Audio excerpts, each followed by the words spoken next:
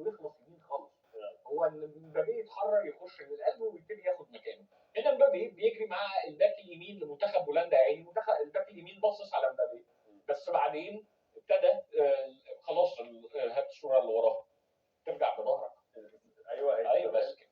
وبالتالي راحت الهجمه للناحيه اليمين، ابتدى الراجل جيرو يقطع للقلب، فاول ما قطع للقلب اخذ معاه الباك اليمين لجوه، فامبابي بقى عنده مساحه واسعه جدا من التصرف والتحرك في الكره اللي بعدها عشان يستغلها ويسجل هدف. عز الجول ده الجول اللي هو الاولاني لمبابي، هو شايط الكوره في الضيقه بقوه غير طبيعيه من مسافه برضه يا جماعه، هي قريبه طبعا بس قريبه قوي، اشبه كمان من وضع الثبات يعني فيها باور غريب. ايوه يعني لما تشوف تشيزني وهو بيتعامل معاها، هو تشيزني لم يحرك ساكنا، بس هو ما لحقهاش، مع ان الكوره مش قريبه قوي. يعني بص الكوره منين يا جماعه؟ صح الكوره مش قريبه قوي على فكره للدرجات دي، يعني هي قريبه جوه ال 18 بس هو شايطها بقوه مفرطه.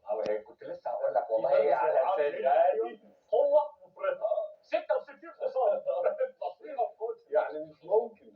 وبعدين فوق تشيزني، يعني عارف مثلا مش في طبعا هو عمل له كده الاولانيه ابتدى حطها له في الزاويه، يقول الثانيه ماشي في زاويه وبعيده وبتاع، لكن دي فوق تشيزني والراجل ما لحقش يلمسها حتى. دي الفكره بقى. يعني الكوره دي متعودين نشوفها مثلا ايه، بيروح لامسها وتخش تاخد ايده وتخش من قوتها، يلمسها وتروح خابطه في العارضه فوق، يلمسها ويطلعها، لكن هو ما